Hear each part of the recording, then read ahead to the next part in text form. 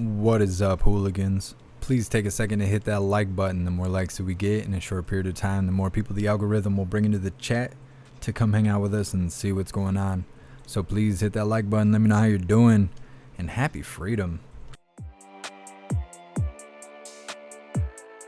Well, we'll start off by saying, what has two thumbs, a Subaru, and a blown power steering pump?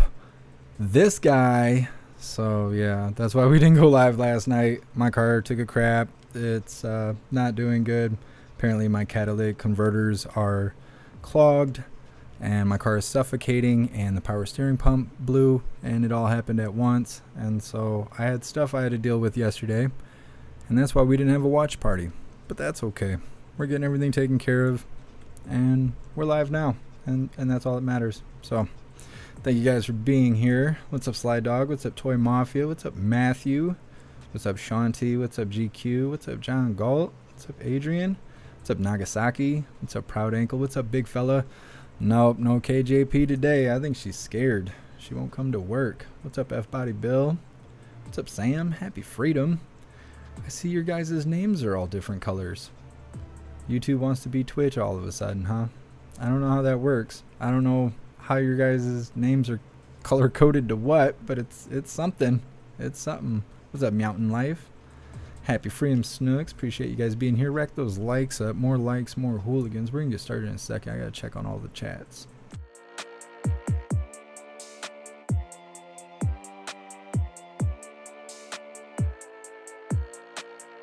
What's up, Relic? What's up, Jeb? What's up, everyone on Twitch?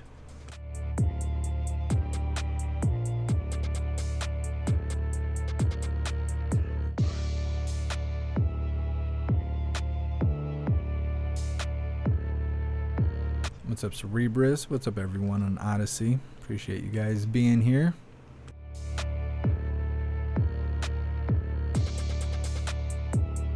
What's up, everyone on Rumble? What's up, Pumpkin? Happy freedom.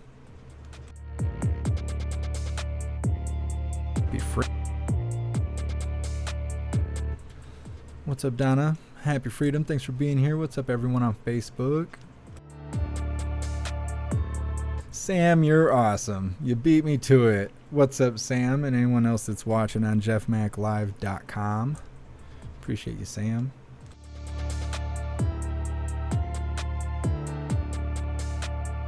So today, we're going to be starting with that Old Man Walter video that we didn't cover last night, like I said we would. He was speaking in Baltimore, Maryland, talking about infrastructure investment. Then we're going to be covering Old Man Walter again, who was just speaking a few moments ago in New York, giving more remarks on infrastructure, trying to really cement that in there and make us believe it. Then we're going to be covering an article about Clarence Thomas on Section 230, which I'm very interested in. Section 230 it has a lot to do with content on the internet and protecting platforms that censor everyone else. And then we're going to be wrapping everything up with an article about people being asked about tips everywhere where they spend money and feeling bad because of it. I figured we would just keep the theme going because we were talking about that stuff yesterday. And so, yeah, that's what we're going to be covering today. So just give me a moment here. We'll get her started. Post some coffees or some ones in the chat. If you're ready to go, get started with this Old Man Walter video. It's about 20 minutes long. Baltimore, Maryland. Klaus Daniels is saying hello and happy freedom to all of you hooligans. He's squawking at me in the background here.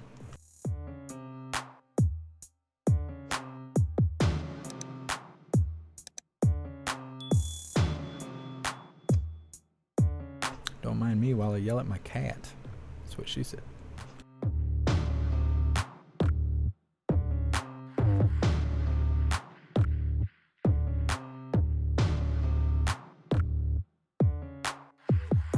Oh, he don't want to be on the live. He's being shy today. So do you guys know why the names are all colored on YouTube? Like, I'm trying to figure that out. Anyways, I'm seeing ones in the chat while you think about it. We'll get this started. Get this over with.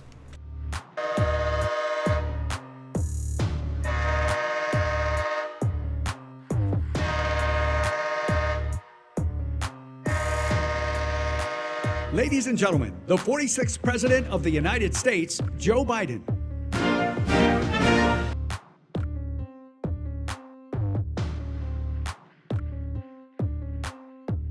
I don't know why, but I thought everybody was going to stand up and do the SS salute. I don't know why I expected that, but just my brain really thought that was going to happen for some reason.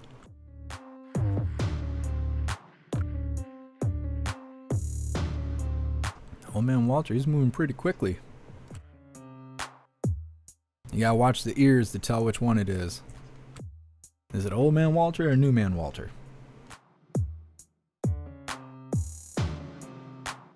Oh. Anytime I see a train door open, I head for it.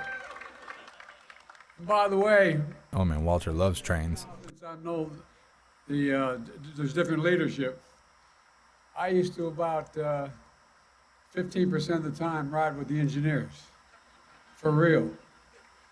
And I'm the only guy that I'm aware of when I stopped riding Amtrak that had a key to get in the back. So you can tell your predecessor, he's gone. Look, hello, Baltimore. Is there any organized labor, any unions in the house? You're making a run, man. Well, Brandon Scott, thank you for the passport into this great city. And Governor Westmore, Lieutenant Governor Miller, I can't tell you how much I appreciate you being here, and all the money you committed to make this thing work as well. And two of my best buddies in the United States Congress, I think, no hyperbole, the two of the best United States senators I've ever served with, and I served there for 36 years in the Senate, Ben Cardin and Chris Van Hollen. Ben and Chris, thank you, thank you, thank you. And Kwasi and Fumi, I tell you what, when I get in real trouble, that's the guy I call. There you are, sitting right in front. You helped us get so much of this done, including the project we're here to celebrate. Thank you. You know, look, thanks to the members of the Maryland delegation and Congressman John Sarbanes. He and his dad and I talked a lot about Amtrak, spent a lot of time working on it. Dutch, you're still here, aren't you? I saw, there you go. Hey, Dutch, good to see you. As well as Steny Hoyer, probably one of the best leaders we've ever had. Steny, you're a hell of a guy. For real. For real. Kid Steny for years. Kid Steny for years. He represents the western shore of Delaware. We call the Delmarva Peninsula. We get into it all at any rate. Steny, you're the best and one of the greatest champions this state has ever had, and an incredible majority leader, and continues to serve Maryland very well. You know, I mean this sincerely. I don't think there's a better delegation in the entire United States of America than the delegation here in Maryland, including your state legislatures as well.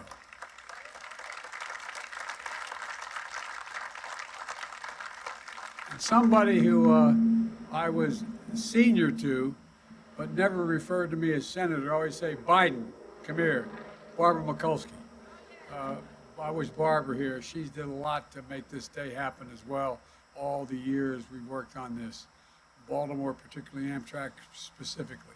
And finally, it's been over 3 years since, I didn't know you had seats. Man, you ought to sit down. By the way, I said when I was running in 2020 for the job, I said, everybody take their seat, and there were no seats. And the press said, he is really stupid. So I don't dare tell anybody to take a seat unless I see the chairs. But anyway, thank you. You know, it's been over 3 years since his passing, but my late friend Elijah Cummings, he's with us in the spirit, looking down saying, Joe, you finally got this sucker done. And the CEO, Stephen Gardner. Stephen is, he knows he got a strong support in Amtrak, probably too strong. I'm driving him nuts already. I want to get it all done quickly. And Secretary Pete Buttigieg, this is just one example of the great work you're doing, Pete. Appreciate it a lot. Let me at the outset, this is just the beginning of having a 21st century rail system that's been so long overdue in this country. Back in Delaware, I'm known for riding Amtrak, for being their senator all those years. And most of you know that as a senator, I rode the train between Washington and Wilmington and back and forth every single day that the Senate was in. And they tell me it's about average 117 days a year, about 265 miles a day. I put over 1 million miles on Amtrak. Not a joke, including as vice president. Amtrak wasn't just a way to get home, it's a family. The conductors, the engineers, they literally became my family. I used to have a summer party at my home in Delaware. Started off with about 10 conductors and engineers. Ended up with about 70 people. They became my friends. Went to an awful lot of their children's weddings and, unfortunately, funerals of them. When I was vice president, I flew over 1 million miles on Air Force Two, and I was going home as the United States as vice president. And one of the conductors said to me, "Hey Joe, big deal, 200. You said you've traveled over 1 million miles on Amtrak." I said, "How the hell do you know that?" And they added it up at their. But folks, look, I made 1,000 trips through this tunnel, so I've been through this tunnel. Had a girlfriend like that once. And you know, but when folks talk about how badly the Baltimore tunnel needs an upgrade, you don't need me to tell you. I've been there, and you've been there too. I also know that it's not just Amtrak. I know how important this tunnel is, the commuter rail, and MARC rail back and forth to Washington. And I know how much it matters to the entire Northeast corridor from here to Boston, that it matters a great deal. For years, people talked about fixing this tunnel. Well, I think I made one of the few guys back in the early 80s actually. Thank you so much, Sam, for gifting 5 memberships on YouTube. I appreciate you, Sam. Thank you. You wonder how in the hell it's still standing. And with the That's what we say about you, old man Walter. Done. This law is the most significant investment in American roads, bridges since the interstate highway system. And it's the single most significant investment in rail in America since Amtrak was created 50 years ago. And through the infrastructure law, we're going to invest over $4 billion to replace the existing Baltimore and Potomac tunnel. And that's why it's so important. Over 2,200 trains run on this corridor every single day, and it's the busiest in the United States and one of the busiest corridors in the world. The problem anywhere along the line means up and down the East Coast. It means commuters are trying to get to and from work, and they're getting in trouble. Business trying to ship their goods, travelers trying to visit family. If this line shuts down, it's just one day, it would cost the country over $100 million. But this tunnel is a major checkpoint for 9 million Amtrak and MARC computer rail passengers who pass through it each and every year. 1.4 million, a 1.4 mile stretch with tight curves, so the trains have to slow to 30 miles an hour. You probably all heard this already, but it's important. 99% of the weekdays there's been a delay here somewhere. Trust me, I know. This tunnel is nearly, as I said, 150 years old. This is Civil War era. Ulysses S. Grant was president. The structure is deteriorating. The roof is leaking. The floor is sinking. This is the United States of America, for God's sake. We know better than that. We know we have to prove we're much better than that.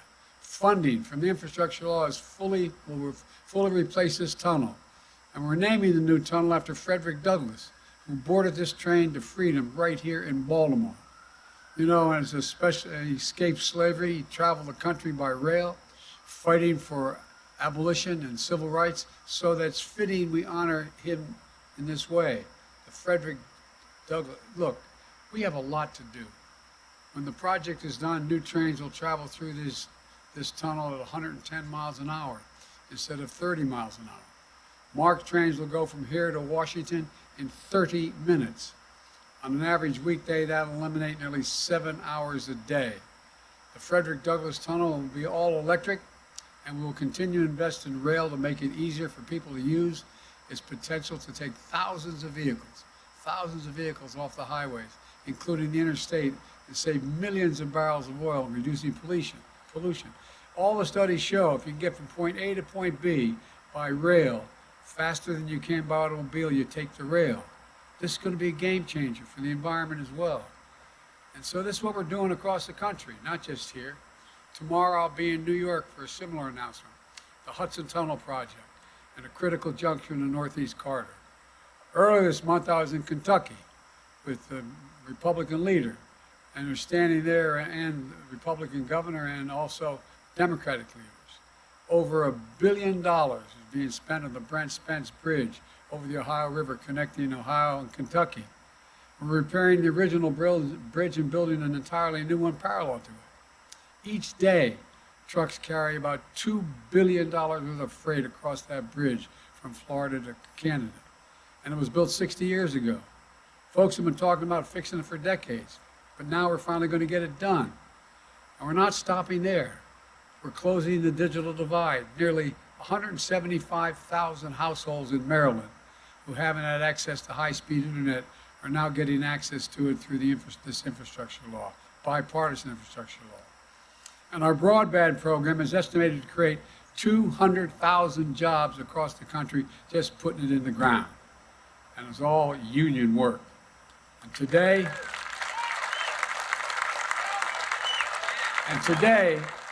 we're announcing a nearly $4 million grant to the great HBCU in Baltimore, Coppin State University, to buy new laptops to give students digital skills and training that they need to compete in today's workplace. The Army Corps of Engineers spends millions each year dredging to keep shipping channels clear of the Port of Baltimore and help bring larger ships and more cargo in and out of Maryland. Now, we're investing another $84 million in infrastructure law to take the dredged material and restore the mid-bay islands on the Chesapeake, a critical habitat for fish and shellfish and birds. And these islands are central to the fishing and tourist industry. There's a lot we're going to get done. And one of the things about the infrastructure law I'm most excited about is we're doing all this with workers, with products made in America, with union labor. In fact, today we're announcing this project will be built under a project labor agreement. These agreements are agreements that contractors and unions put in place before the construction begins. They ensure major projects are handled by well-trained, highly skilled union workers. Resolve disputes ahead of time, ensuring safer work sites, avoiding disruptions and work stoppages that can cause expensive delays down the line. Prostitute. They're not just good workers, they're good taxpayers too. Amtrak and the building trades have agreed that the project labor agreement will be in place not just here in Baltimore, but all across major rail construction projects up and down the Northeast Corridor.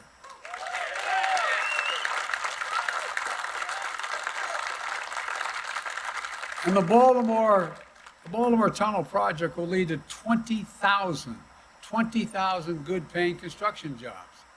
Laborers, electricians, carpenters, cement masons, ironworkers, operating engineers, and so much more. These are good jobs you can raise a family on. And most don't require a college degree, but they do require the equivalent of a college degree. You have to have 4 to 5 years of an apprenticeship. That's one of the reasons they're the best trained workers in the world. The best in the world. I've been saying that my whole career, and it's true. These are jobs for folks I used to think about as I took the train home at night, going through the stretches of suburban Maryland, suburban Baltimore, and look out the window, see the flickering lights on people's tables. Not a joke. I used to look at them and just wonder what their conversations were at their kitchen table, their dining room table. What were they thinking about just before or after they put their kids to bed? Asking questions that are ordinary and profound. This is what happens when he doesn't bring the handheld mic. Honey, at the end of the month, after we pay our bills, just have a little bit of breathing room. My dad used to say, you know, Joey, a job's about a lot more than a paycheck. It's about your dignity. It's about respect. It's about being able to look your kid in the eye and say, honey, it's going to be, I mean this sincerely, it's going to be okay, and mean it. Well, that's what, folks? Too many people have been left behind in the past. He just triggered my fight or flight. The economic upheaval of the past 4 decades. They remember the jobs that went away and wonder whether a path exists anymore for them to succeed. But I know we can forge a path of building an economy where no one's left behind. That's what this project and others like it across the country are all about. It's about making investments in America's cities, towns, heartlands, and rural America.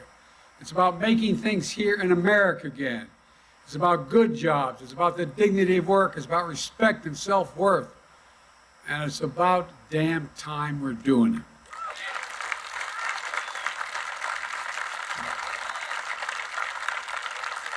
We're in through 4 decades where we exported jobs and imported product. We're exporting product and importing jobs now. Yeah, yell at us. We like that. Asserting America's leadership and building the best economy in the world. Well, we have to have the best economy in the world. You have to have the best infrastructure in the world. That's not hyperbole. It's a fact.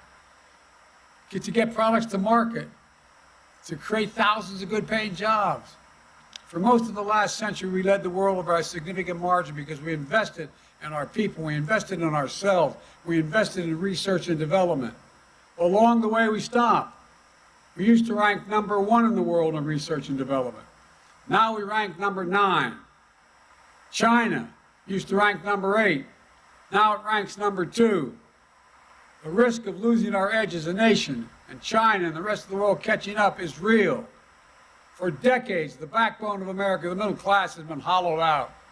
Too many good-paying manufacturing jobs moved overseas because labor was cheaper. Jobs moved overseas and factories closed down. Once thriving cities and towns became shadows of themselves, what they used to be. When Carrier, one of the biggest manufacturers in Syracuse, New York, stopped making air conditioners, the town went in decline. Now, Micron's enormous investment of semiconductors in Syracuse is bringing it all back and more. Same thing's happened in Lordstown, Ohio, when GM shut down their auto factory. But this past year, thanks to all we're doing with electric vehicles, GM and LG announced they'll hire thousands of workers to build the new electric vehicle batteries. And when these towns were hollowed out, something else was lost. Their pride, their sense of self-esteem. Folks, these are the effects of the so-called trickle-down economics. The view from Park Avenue that says, when the wealthy do well, it will all trickle down to everybody else. Not in the family I was raised, it didn't work that way. But there's another one that I hold, that whole folks in Baltimore hold as well. Our folks in cities were born in Scranton, Pennsylvania, and grew up in Claymont, Delaware like I did. They view the backbone of America. They are the backbone. They're the people who get up every morning and go to work just to bust their necks trying to make an honest living. Look, folks, I've said it many times. Wall Street did not build this country. The middle class built this country, and unions built the middle class. That's a fact. I ran for president to build an economy from the bottom up and the middle out. To bring back good paying jobs you can raise a family on. You can clap for that. Whether or not you went to college. To give working families a little more breathing room. To invest in ourselves again. To invest in America again. That's what we've done. My first 2 years in office, we have 2 of the strongest years of economic growth and job growth in American history. We've created 11 million new jobs, including 750,000 manufacturing jobs. And we're just getting started. Where in God's name is it written that America can't lead the world in manufacturing again? I don't know where that's written.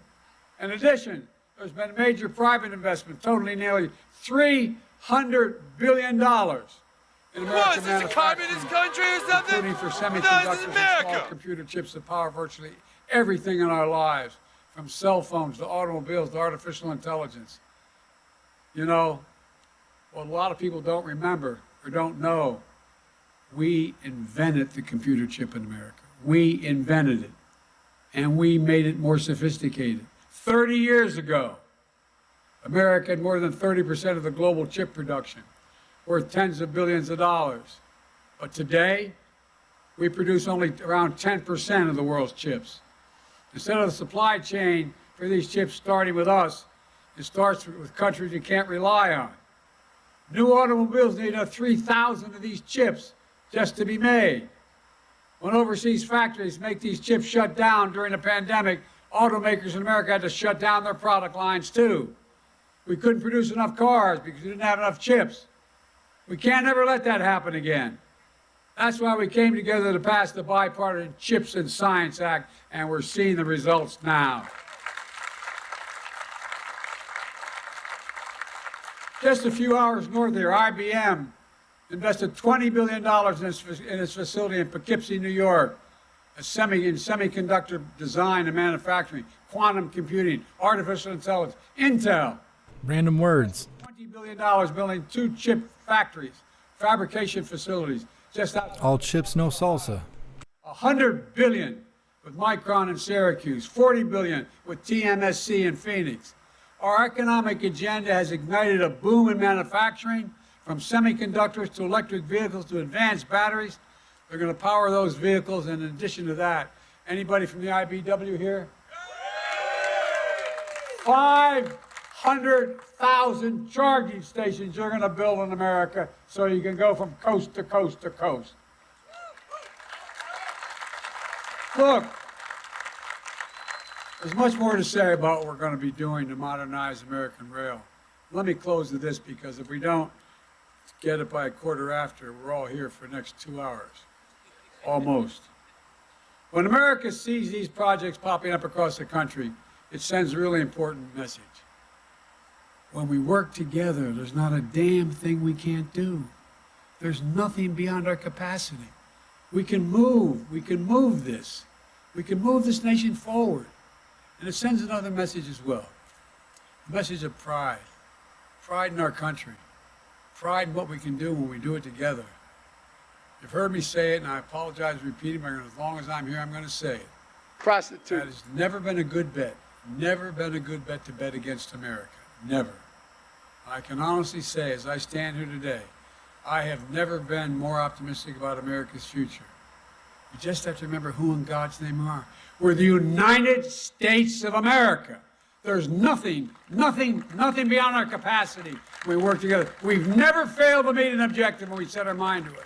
So it's about time we say, once again, we're going to lead the world. I'm telling you, I'm surprised they didn't stand up and give him that SS salute. He's up there like, the Alter Gift Spritz.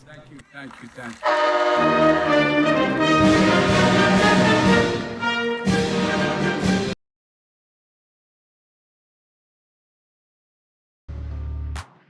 Cue the circus music, please.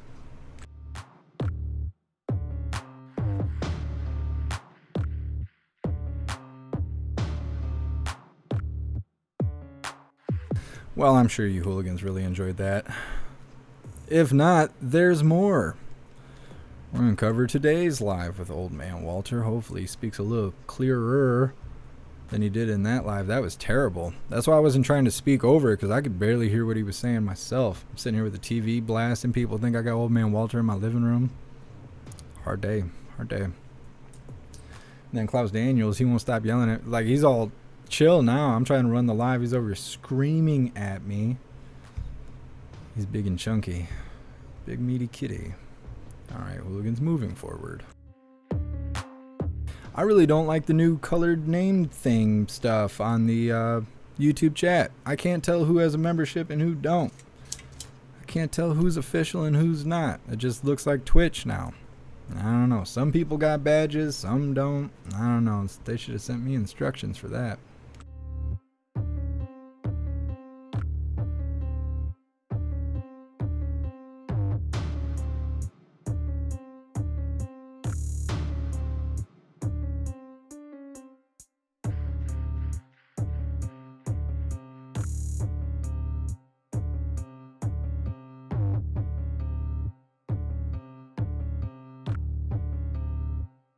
Alright, hooligans, we're going to get started on the live that just finished before we went live.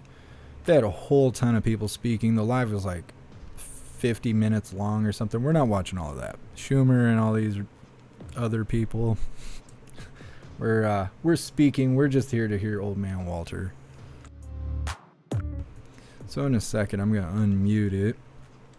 I'm going to read through the chat really quick.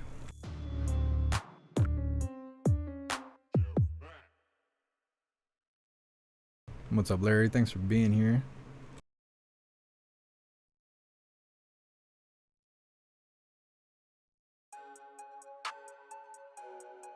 Yeah, this guy thinks he's really doing something up here speaking. Well, we'll listen to just the very end where he's... I can't say half the stuff I want to say on YouTube, I swear. You'll hear in a moment.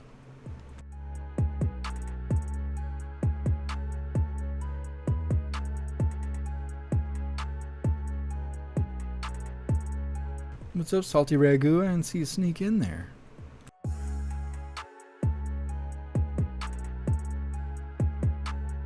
Things done.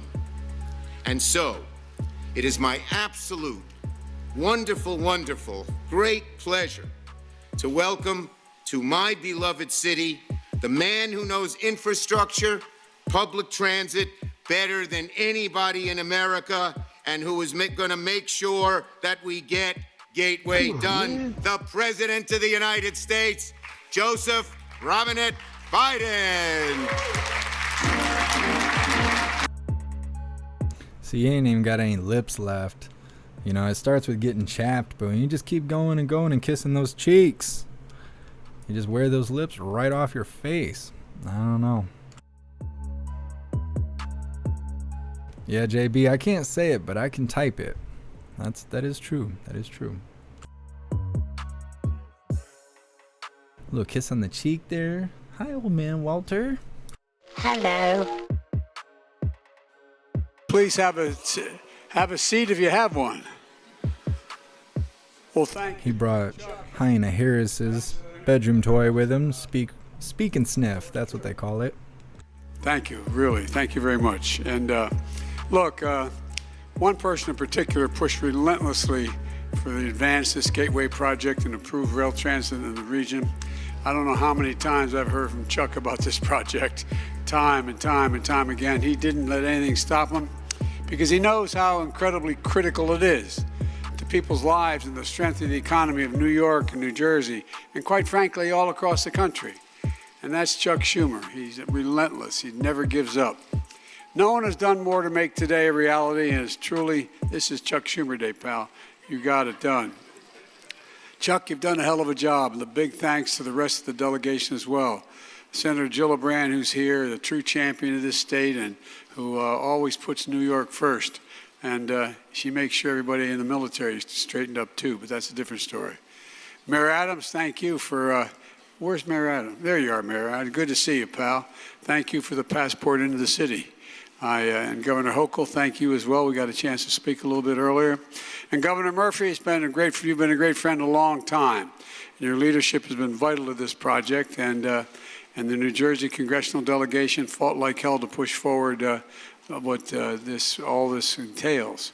And I want to thank everybody here. I want to thank Bob Menendez. Where are you, Bob? There you are. Good to see you, Bob. And Cory Booker, two great senators from New Jersey. And I also want to, we tried to shut down, while others tried to shut this down, I made clear this is a national priority. And I told you that we'd get this done, and we did it together. I want to thank Representative Gottheimer as well, and the two members of the New Jersey congressional delegation, Rob Menendez, who's smarter than his dad, and Don Goldman. I know because my son was smarter than I was. So, look, for being here, we got a lot of work to do, and we got a lot of work to get together. You're going to pay for that when you get home, right? That's his whole fan base right there on the yellow stairs. And I want to thank everyone from Amtrak. You guys and MTA's up there too. I see that. For this Gateway Development Commission is really important. I thank you for your partnership. Folks, just outside this space, the first piece of the new Hudson Tunnel is being built. It's one of the biggest parts of the Gateway program. Now let me say this at the outset. This is just the beginning of finally constructing a 21st century rail system that's long, long overdue in this country. This project is critical to transforming the Northeast Corridor. Gabby, they're held hostage. I don't know. I think they put him at the top of the stairs. That way he wouldn't be able to prey on them.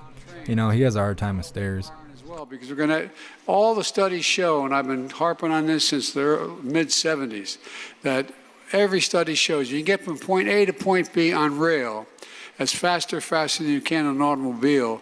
You don't take the car, you get in the train. And that's how important this project is for up to 200,000 passengers who take Amtrak or New Jersey Transit under the Hudson River every single day. And it matters a lot, the Northeast Corridor from here to Boston, Boston to Washington, all the way down. For years, people talked about fixing this tunnel. But thanks to the leadership of Chuck and the bipartisan infrastructure law, we're finally getting this done. This law is the most significant investment in rail, since we created Amtrak over 50 years ago. And billions are going to projects along the Northeast Corridor, including replacing the existing Hudson Tunnel. That's why it's so important. 2,200 trains run along the Northeast Corridor every single day. It's the busiest corridor in the United States of America and one of the busiest in the world. And a problem anywhere along the line means delays up and down the East Coast for folks trying to get to work, businesses trying to ship goods, travelers trying to get to see their families. And by the way, as a U.S. Senator, I commuted for 36 years every single solitary day the Senate was in session. I traveled over 1,100,000 miles on Amtrak. And I can tell you where all the delays were. And they weren't all in Wilmington, Delaware. So I know it to be a fact. If this line shuts down for just one day, it will cost the American economy $100 million a day in cost. The current Hudson River Rail Tunnel can be a major choke point, a critical link to New York Penn Station, the busiest. How come he don't care that much about truck drivers? This tunnel opened for business in 1910. Oh, don't be smacking your lips at me, old man Walter. Years ago. And the structure is up there being sassy, all obnoxious and stuff. Plus, it was badly damaged by Superstorm Sandy. I was the vice president. I came and walked through this tunnel. You ought to see it. Today, over 10 years later, there's still remnants of seawater in the tunnel eating away at the concrete, the steel, and the electrical components within the tunnel. In 2020, there were over 12,000 minutes in delay in just 1 year. 12,000 minutes of delay. The United States of America, what for God's sake? All the hooligans are going to be standing over their wives tonight. You know how many times I've been through this tunnel? It's because I care about the infrastructure. We're going to rebuild. That's that bedroom talk. But we can't do that until we build a brand new, entirely different, clap for that. Separate tunnel. You can't fix the first one without building the new one. And that tunnel is you're going to run at faster speeds with no interruptions, be running at 100 miles an hour, while the original tunnel is under construction. That'll mean fewer delays, less risk, and major shutdowns. The new tunnel is going to have 2 tubes with 1 track in each tube, so they can keep operating even if one side breaks down. But it's going to be safer, more resilient, more reliable, and the biggest rail line in the United States of America. And to get it done is the first step. We're completing the concrete casing under the Hudson Yards, as Chuck referenced, which Chuck has been talking and talking and talking and talking and talking about. Hudson Yards sits above where the new tunnel will connect to Penn Station. This is a critical step for everything else we're going to do in the Carter and rail period. As you may know, work started in Hudson Yards site in 2013, but stalled due to lack of funding. But thanks to and I emphasize the bipartisan infrastructure law, we now have the money and we're finally going to get it done. When the project is complete, trains will be in and out of New York more quickly, more safely, and with fewer interruptions. This is only one part, though, of the overall Gateway program to improve train travel between New York and New Jersey. For example, last year we also broke ground on the Portal North Bridge, Gov, you and I, in New Jersey. And thanks to the bipartisan infrastructure law, we're rebuilding 2 other critical bridges, Sawtooth and Docks Bridge, both in North Jersey. All told, this is one of the biggest and most consequential projects in the country. But it's going to take time. It's a multi-billion-dollar effort between the states and the federal government. But we finally have the money, and we're going to get it done, I promise you. We're going to get it done. Finally got the money. Where'd that come from? Folks, we're making similar investments to improve rail up and down the Northeast Corridor.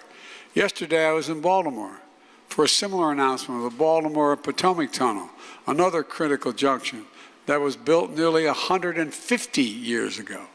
No changes in 150 years. I walked through that sucker, too. No, you think I'm joking. I'm not. Man, this has been, when you commute on a highway every single day, and that was my highway, you get interested in when things are told that things are falling apart.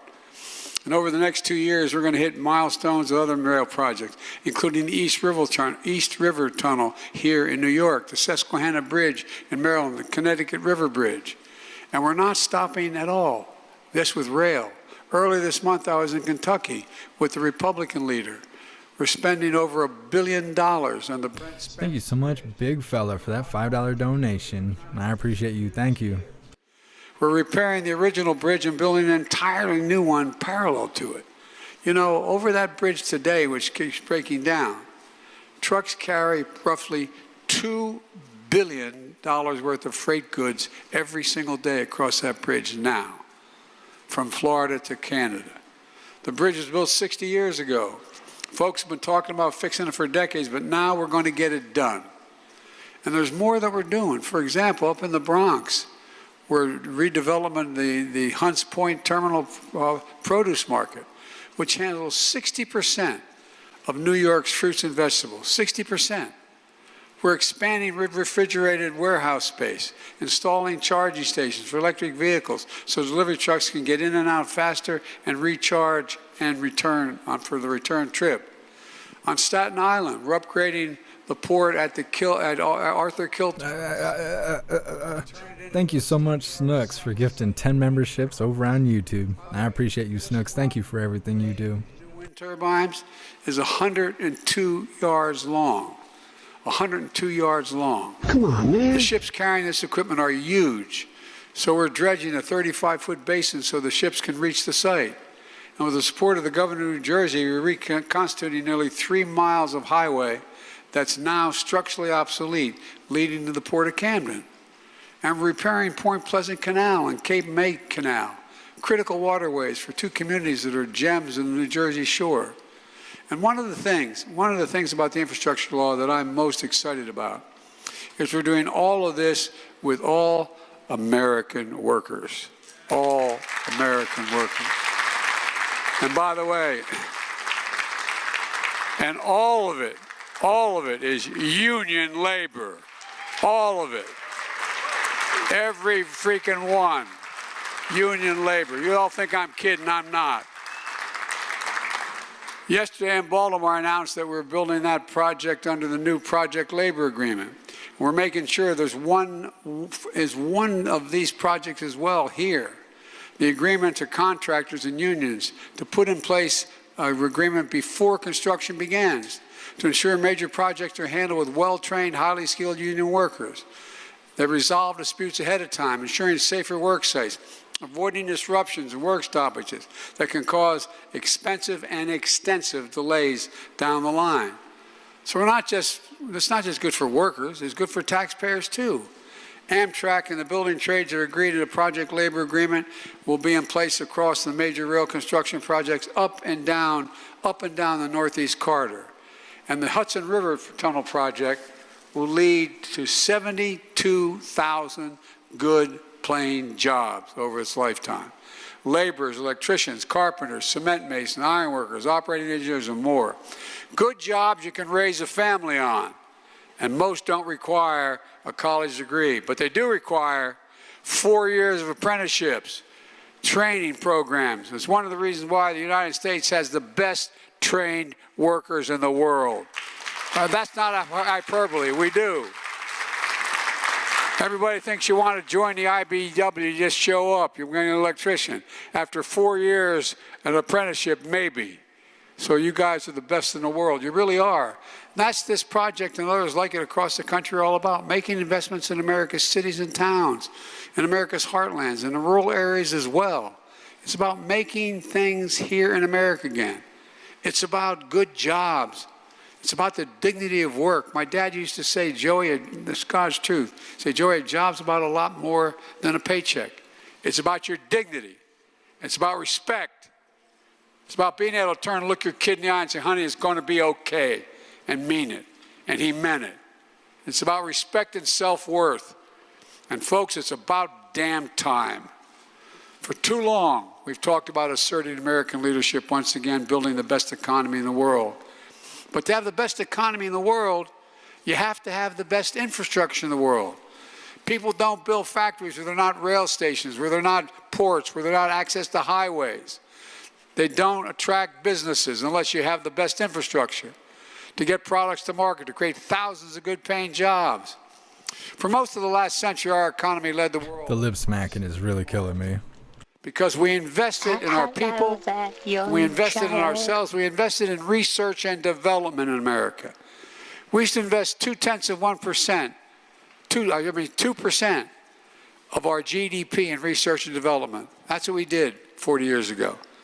It's down to 0.7%. Thank you so much, Mr. Beansy Beans, for gifting a subscription on Twitch. Now, I appreciate you. Thank you. Now we rank number 9. The United States is number 9. Ooh, he's angry now. China's number 8. Now they rank number 2. Folks, we risk losing the edge as a nation, and China and the rest of the world are catching up. For decades, the backbone of America has been the middle class, and it's been hollowed out. Too many good-paying manufacturing jobs moved overseas because labor was cheap over there. We exported jobs and imported their products. May have helped the corporate bottom line, but didn't help many Americans. When jobs move overseas, factories at home closed down. Once thriving cities and towns became shadows of what they used to be. And they lost a sense of their self-worth along the way. And when those towns were hollowed out, something else was lost. Pride, self-esteem, a sense of self-worth. These are efforts of the so-called trickle-down economics. The view from Park Avenue that says the wealthy and maybe help them and maybe it'll trickle down to everybody else. But there's another view, the one that I hold. The majority of the people hold, I think, like the folks in the city where I was born in Scranton or the town I was raised in Claymont, Delaware. They view America's workers as ready to work hard as hell given an even shot. They just need the shot though. They get up every morning and go to work and bust their necks trying to make an honest living. Look, folks, I've said it many times. Wall Street is important, but it didn't build this country. The middle class built the country, and unions built the middle class. I mean it.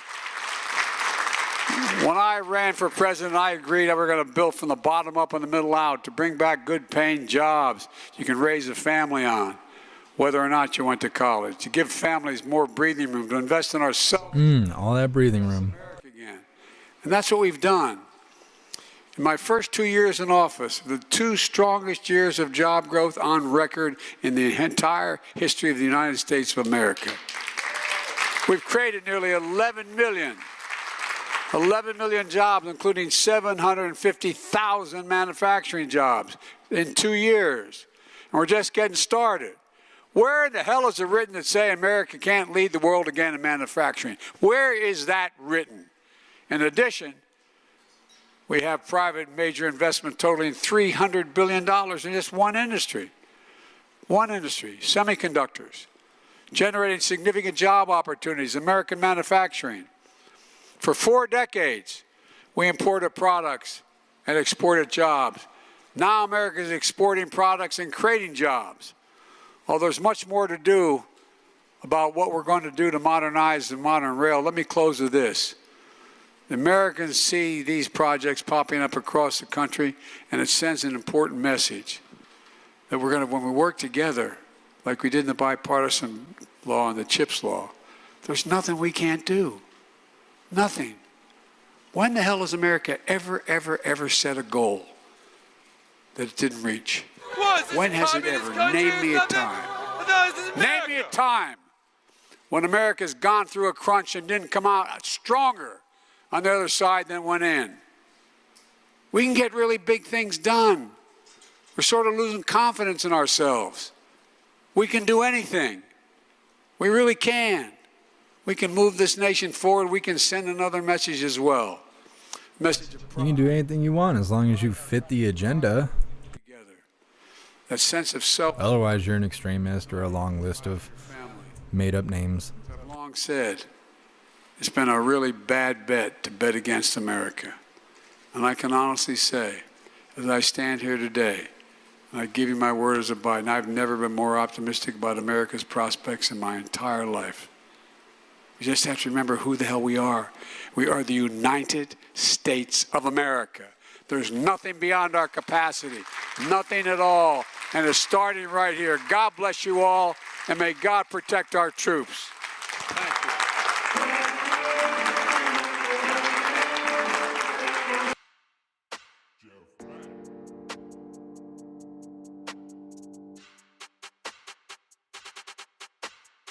They're not going to make out right there, are they?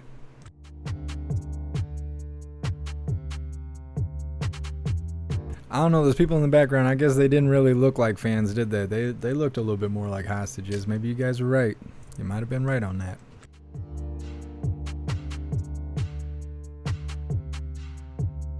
Alright, moving forward, we're going to be moving quickly because I'm supposed to leave right now. We got 2 different articles to cover. So I'm going to post the links in the chat really quick.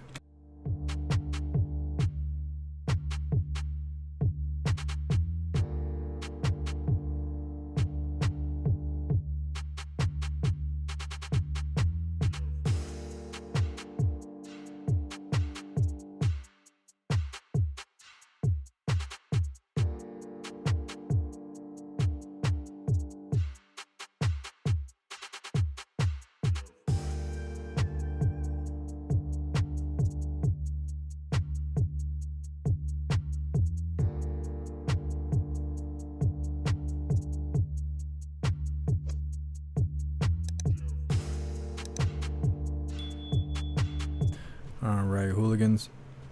So the link that I posted in the chat should bring you to this article here. Let's see. As Supreme Court takes up Google case, only Clarence Thomas has made his thoughts clear. The article starts off by saying, one of the biggest cases the Supreme Court will wrestle with this year deals with the scope of a controversial law that shields big tech companies like Google and Twitter from legal liability for most of the content users post on their site.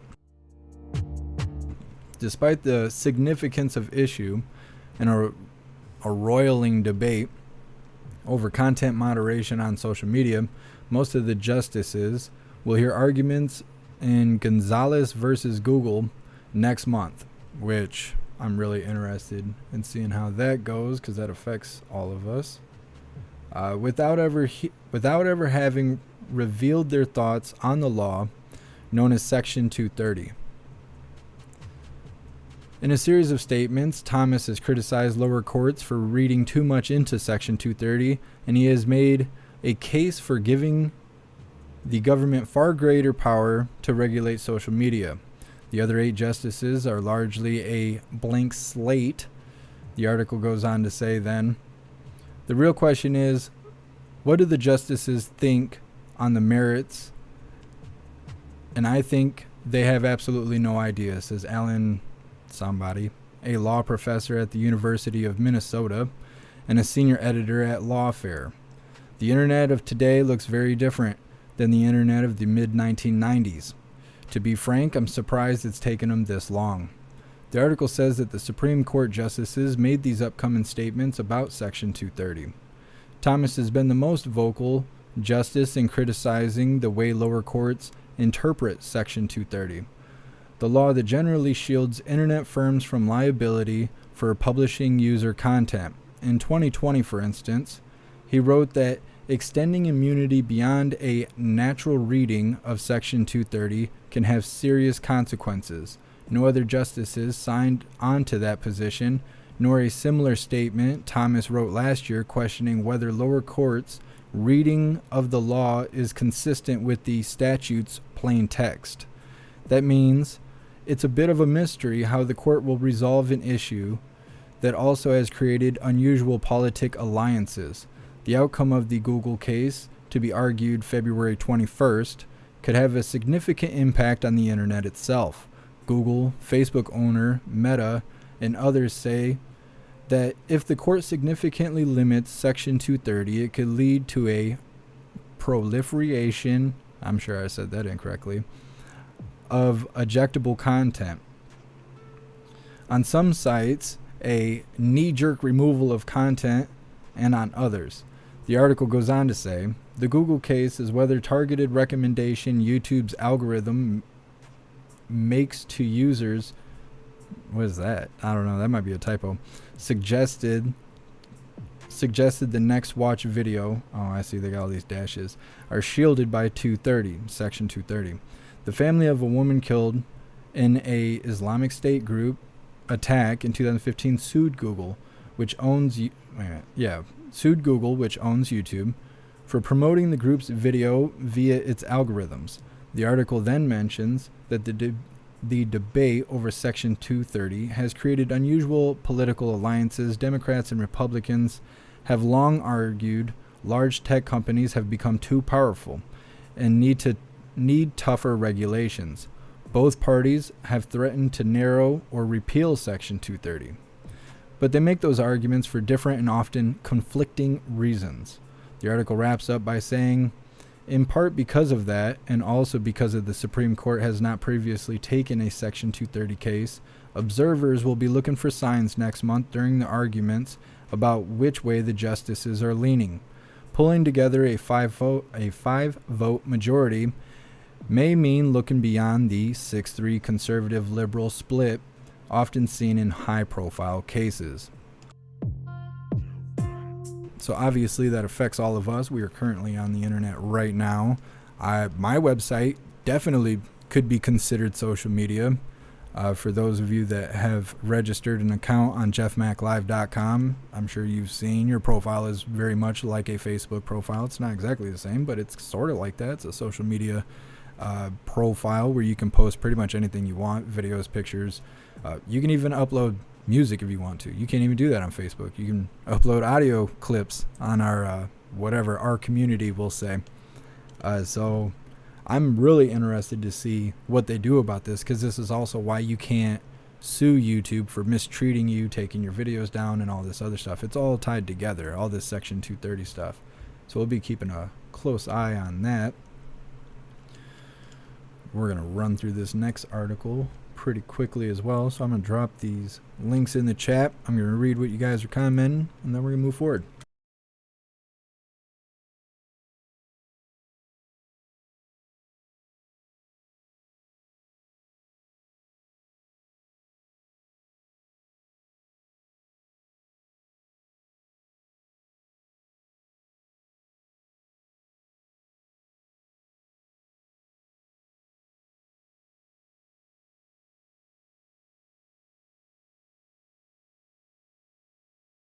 What's up, Can Killer? My eyes get worse. I'm gonna have to start wearing sunglasses sitting in front of the TV. My eyes are so blurry today.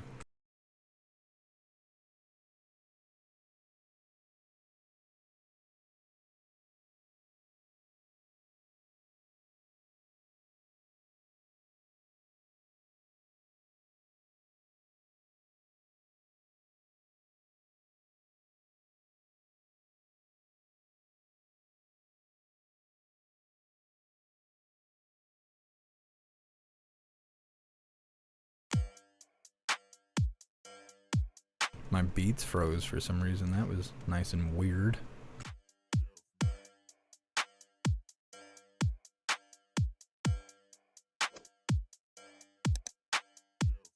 Alright, so this is our final article. We're going to run through it really quick because I should have left the house 8 minutes ago with my poor broken Subaru. Well, we'll see how this goes. Either way, the link that I just posted in the chat should bring you to this article right here, titled, "It Makes You Feel Bad. People are getting sick of being asked for tips everywhere they go."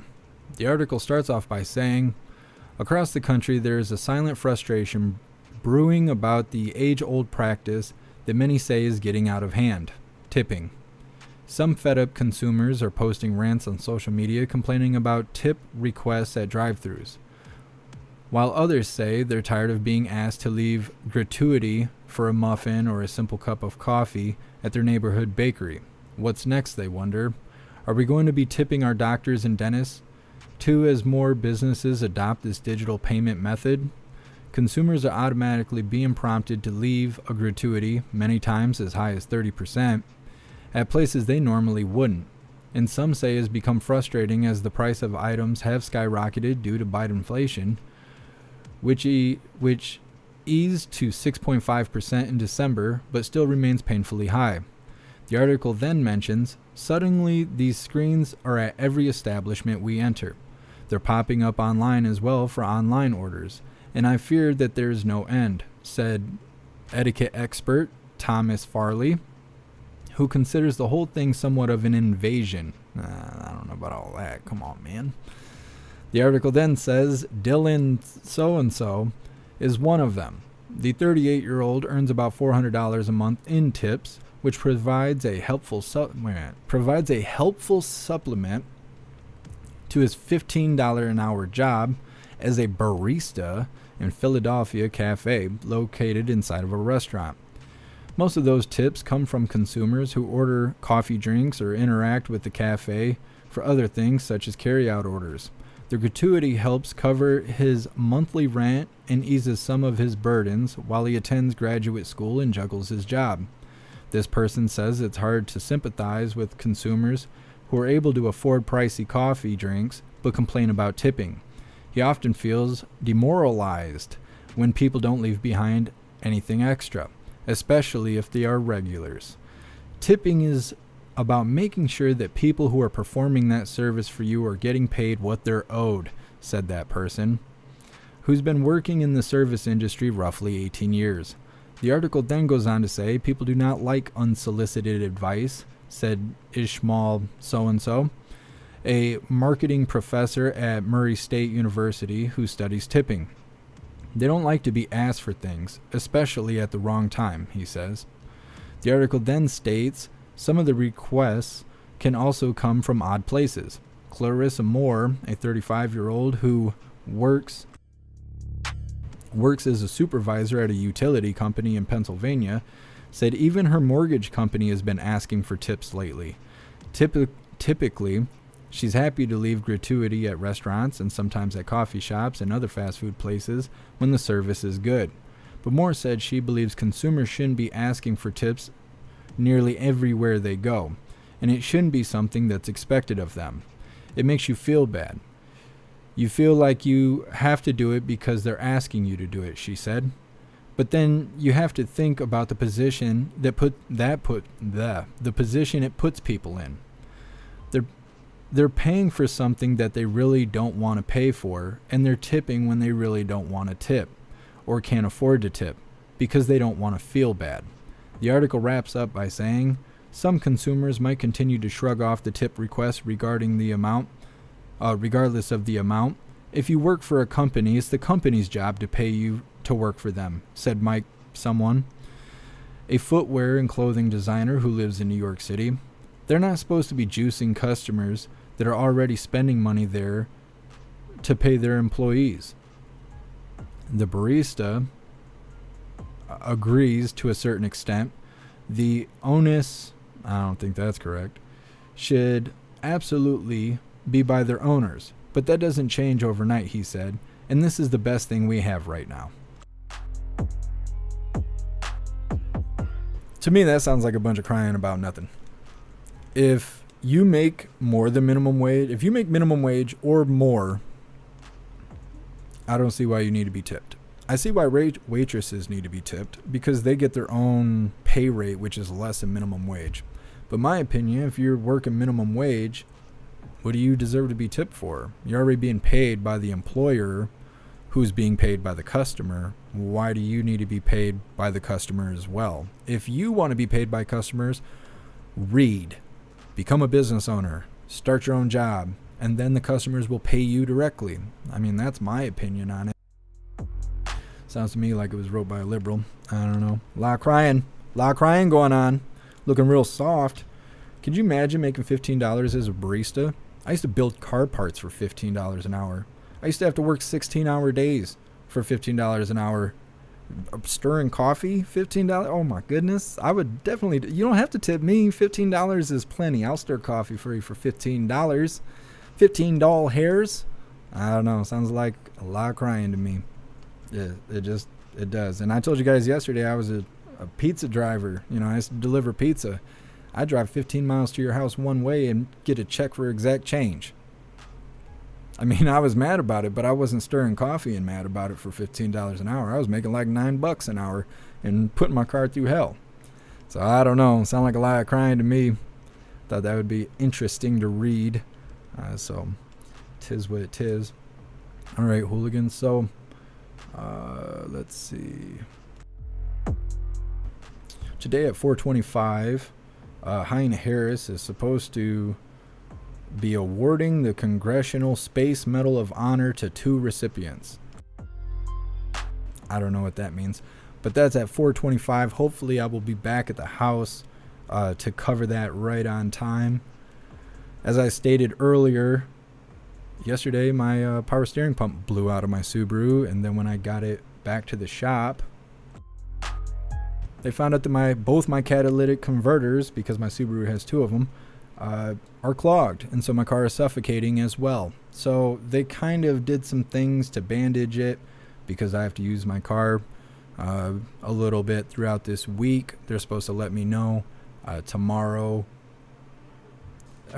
next week about when parts are coming in, prices, things like that. So I won't know until later, but I'm going to be babying my car, and I got to leave 16 minutes ago. Loud whining sounds and all kinds of other issues, but we'll make it. But that's why we didn't do the watch party yesterday. I was dealing with car stuff, and it was not great. It was really not great, and I was not real happy. But those guys down at Paul's Auto, they take really good care of me, and I am so appreciative of them. They do great work. They really help me out. They are exceptional, and the world needs more good people, and those people are good people down there at Paul's Auto. So either way, I will be doing that kind of stuff. So we're going to be doing the Pledge of Allegiance here in a second. Let me do my spiel real quick, and then I'll be seeing you guys hopefully at 4:25 to cover Hyena Harris. If I am late or something happens, God forbid, we'll just do a watch party. We'll go live at 7. So it is what it is. I'm going to read my spiel. We're going to do the pledge, and we're going to wrap this up, hooligans. Holy, does it look like I'm crying? Because my eyes are just hurting so bad.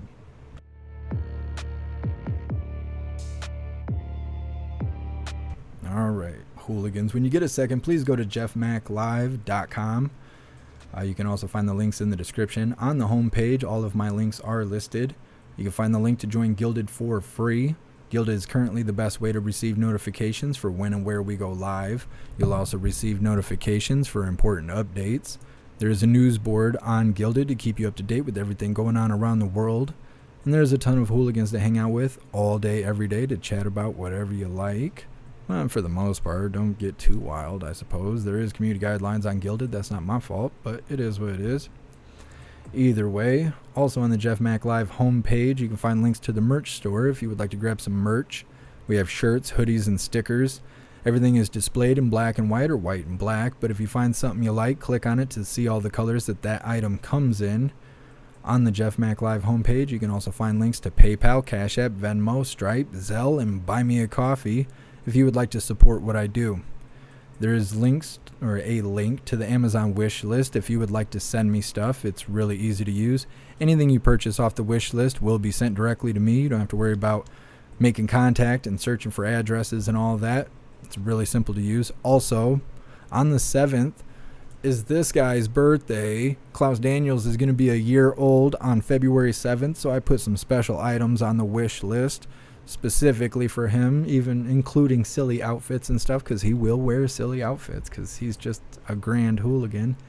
But if that interests you guys, you can go check that out. That's on the same wish list. And then finally on jeffmaclive.com's homepage, you can find links to the membership programs. There are memberships for YouTube, Gilded, Discord, Odyssey, Rumble, and Twitch. So that's my spiel. Let's get ready for the pledge, hooligans.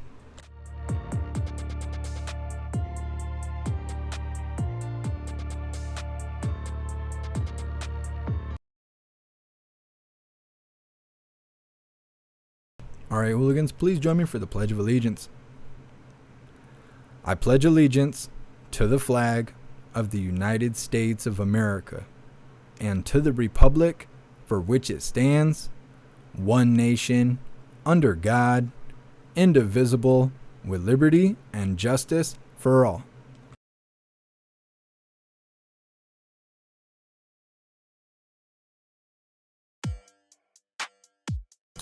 All right, hooligans, that is that. I will be seeing you guys about 4:30 or so. Cover Hyena Harris and all of that.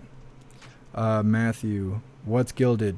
Look on my channel. I actually made a video because you guys keep asking me what Gilded is, so I made a screen recording so you guys would know what Gilded is. So go watch the video. It's not very long. It's fairly thorough, I think. Yeah, and it was not that long ago. So you only got to scroll down 4 or 5 videos to find it. Either way, thank you guys so much for being here. I appreciate all of you. Big shout out to everyone that made donations, joined the membership program, or purchased any merch. I appreciate you, and I would not be able to do this without you. So thank you guys so much. I will see you on the next live. Until then, stand tall, shine bright, and that's a wrap.